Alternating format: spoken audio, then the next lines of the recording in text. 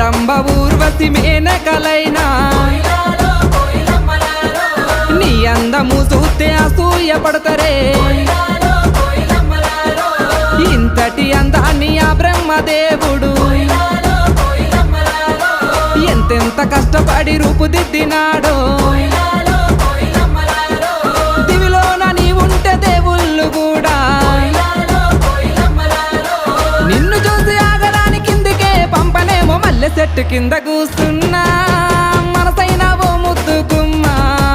లంగవోని వేసుకొని దొంగ చూపు చూసుకుంటా నా మనసు